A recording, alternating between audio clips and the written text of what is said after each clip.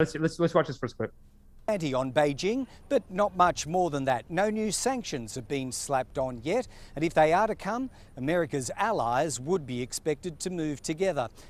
Oh, to be clear, this sorry, let me contextualize this. Am I supposed to play at this from the beginning?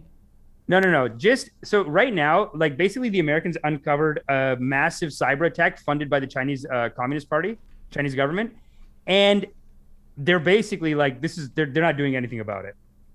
They're just doing a naming and shaming, basically. No, they're doing a naming and shaming of China? Yeah. For what? For the cyber attack? For the cyber attack, yeah. Like 4 guys did a cyber attack. And so they said we're naming and shaming. Until then, there's still the option of stealthy cyber counterattacks. So secretive, the administration never admits to them publicly. We reserve the option to take additional actions where warrant as well.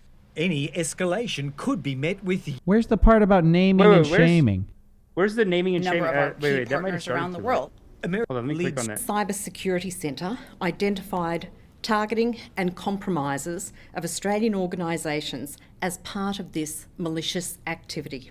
We're also putting on notice. Oh, go back to cyber criminals who are 143. contracted to the Chinese government. Yeah, there we go. Just go from here. This is we're good. going to work very hard to make sure we disrupt their business model because it can't continue. And it's as simple as that. Naming and blaming ups the ante on Beijing, but not much more than that. No new sanctions. They call it naming and blaming? You sent me this. I'm so confused. I hate this. This whole like, it reminds me of some kind of thing where it's like you come to a non-binding resolution. It's like, what is that? It's nothing. You know, basically, America's number 2. That's what Stop. America's number 2. Bro, you know what America's doing right now? You know America's you're so America's far saying, in last place, you don't know who's in front, okay? Listen. Canada is deep in the back. They're deep in the back. Hey, don't talk about America like that. We're not China. Listen, man, if China has 4, like just did a massive cyber attack on the Americans, the Australians. China is the country of wish.com, okay? And what the Americans are saying is, just remember you guys are cyberbullying. China, cyberbullying. Naming it, I shamed you. That's so funny. I named you and I shamed you. Cyberbullying. They call it naming and shaming or naming and blaming. That's it. Or both. There's nothing. No sanctions, nothing. Now, this guy's implying that they might do a counterattack, but there's no real sign of that. I mean, they're constantly fighting, I think. But I think China like got a big hit on them. They just found a bunch of shit on them. Yo, this sucks, dude. It's like, I'm telling. Yeah, I think that's so funny. When it's like, So hey sad. guys, we're really upset. It's like, you know what it's like? It's the country version of I'm gonna count to 5. No, I'm serious right now, Johnny. I'm serious, little Johnny. You better stop that. Okay, 5. I'm very serious. And they, you know, they're never gonna do anything. If you're seeing a parent like that, they're counting down and they always go 1.5. Okay, 1, Johnny. I'm serious. Half. 1 3/4. Half 3/4. 2/3. 1/3. You're like, hey, you're never gonna do it. Stop naming and blaming. It doesn't mean anything. Yeah, roll up. No, but here's the thing. Fire a missile. Everyone's just too comfortable with no war. Well, no war between China and America. We don't want war, so we just name and shame. Well, here's the problem. What do you Okay, think about that? This name and shame shit. What the sanctions that they're supposed to put on these guys, they're doing shit to Russia. They have bases all over the Middle East. This is what I'm saying when I say the military. I don't believe in shutting down the U.S. military. Put it where you need it. Roll up on China and fire a goddamn missile. That's it. Enough of this. Dude, they're way out of their territory, dude. They deserve a shot. What they're doing to India too, they just beat up India all the time. They've been doing it for 70 years. South China Sea, they're encroaching, dude. They have they send spy ships all the time. So there's another clip down there. Well, okay, do the second clip. I feel like the second clip is amazing and hilarious. And this is what China's doing right now. Just to show you their bluster. You know what I'm saying? Oh shit. We will never allow anyone to bully us.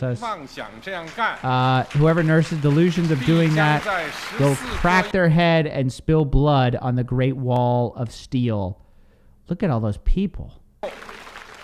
Built from the flesh and blood of 1.4 billion Chinese people. Jeez, dude. That's a rip, dude. So you're saying, well, we're naming and shaming. They've got 1.4 billion people ready to roll. They're ready to go, dude, on the fighting. And they have espionage ships everywhere. I mean, okay, so that the last clip I showed for sure, no matter who's number 1 and 2, Canada is not number 3. Yeah, but we don't play this game. This is a foolish game that both of you are playing. Why play this game? Where do you think Canada is? It doesn't, dude. Canada is up with God, righteous, and not getting involved with the fighting and trying to tell the Americans, like, look at the Iraq war, right? You agree now, bad idea. The Canadians tried to say it. Who's told you this is a fight between who's number 1 and number 2? Nobody said it. Because America you said China's number 1 now. According to the game that you're playing, like nobody else wants to be number 1. You said it. Europe doesn't want to be. Yeah, because you guys made the game, and you're like, look, and this we're is winning it, and we always and we always will. This is. let me reread it. The Chinese people will never allow any foreign forces to bully, oppress, or enslave us. Anyone who dares will have their heads cracked, and their blood will flow before the steel Great Wall built with flesh and blood of 1.4 billion Chinese people. And then the Americans are saying, cyberbullying! Cyberbullying! China! You cyberbullied! I'm telling. I'm triggered. Sorry, they might as well I say, want to put some say, American music here next to your propaganda. This is great. This is good. This is good. This is good for naming and shaming. This is great. Play it. Name and shame, China. You will never defeat us, although they are being flagrant moving in on. I do worry that we're losing our patriotism in this country, and I think that we are just people are gonna march in, and half of them are gonna go, yeah, good. We need the country torn apart here. We need it basically smashed. I don't know. Okay, the thing is, a lot of people in America don't believe in patriotism, like they don't believe in the country. Yeah, I guess so. Yeah, a lot of people don't like. People do think patriotism is silly. Like, there's a lot of people who like. There's a lot of thinkers and philosophers who would think like we should just consider ourselves one big world, one big happy family. Yeah, but we're not. But we have to become one over time. No, never. No, I actually thought about this. I don't think it's a good idea. I'm not saying that everyone has to be one country or one culture. Let me tell you why. Can I give you? I have a whole theory on why. Tell me. Think about this, guys. So what do we know about Darwinianism? The more organisms, the more fitness. Okay? So here's the idea. It's just Darwinism, but yeah. Whatever. The point is, if you have a whole, if everyone's sort of all kind of on the same boat, on the same page, you have less evolutionary variation. And when you have less evolutionary variation, there's less chance to make a new discovery. So I think it's good that we have a lot of different types of government, a lot of different experiments on what's working out and what's not. Because then we can see, oh, this works out at this point. And you know what? What works out on one day doesn't always work out on day 2. You know what worked out really well during the pandemic? It wasn't it wasn't a democracy. It was authoritarianism, ironically. Darwinianism said that, like, hey, if you're a democracy during a pandemic, it's not great because that's what these cover-ups kind of are. You can't organize your people. You can't tell them to do what they do, like, right? And if you're an authoritarian, you can go, hey, it's bad a lot of the times, but for pandemics, you can go, hey, everyone's masking up, or you get shot. So it is. So I don't think this whole peace on earth thing is ever going to happen. And I don't think it should, by the way. I think it's bad. Peace on earth. Okay, look. I think we have to move towards peace on earth, but nobody's saying we have to be a monoculture. If you want to operate differently, operate differently. Well, I think if you're not a monoculture, you will fight. But think about what America's doing with, like, let's say the Soviets, right? They just going to go and be like, hey, you're not a capitalist, so we're going to fight with you. It's a waste of money. And now you have the real communists over here, and they're not doing shit. They don't have the money to do anything. They're in bed. How is America going to stand up to this financially, even? You know what I'm saying? Like, I don't think we can afford to keep fighting, actually, because it's going to cost too much. It's like, dude, they have to do naming and shaming. Named it. America is going to keep inventing things we don't need to make money. to pay for wars that you don't want. But you think that, like, look, nobody's saying we have to be one culture, like everyone's speaking one language or anything like that. But I do feel like the wars might be a waste of time. And the reason why China can do what they're doing, a lot of times what they cite is, well, the Americans are all over the Middle East. I'm actually helping Africa. Like, that's kind of their excuse. They would have had an excuse either way, though. That's not true. They just wouldn't be doing that if America wasn't doing what it's doing. Yeah, that's true. Yeah. Their moral argument is that right now. But they would still be doing it. Dude, with India. So, India-China border, they don't even call it a border, dude. This is how mean, this is how vicious these people are. They don't even call it a border. You know what they call it? A line of control. And a line of control just means, hey, we're here, they're here, that's it.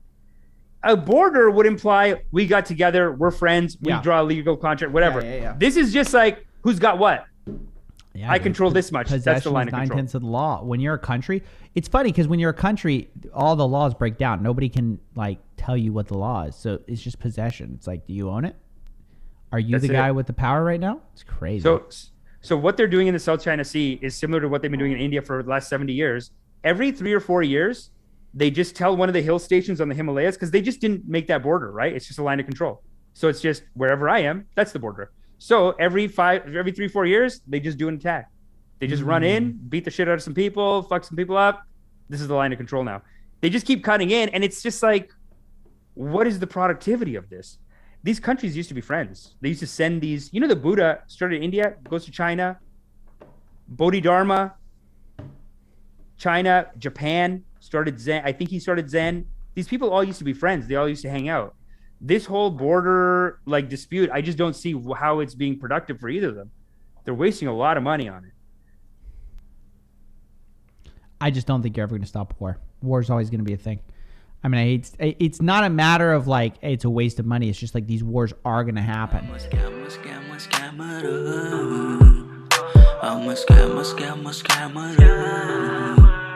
Gonna rip you off, take you down.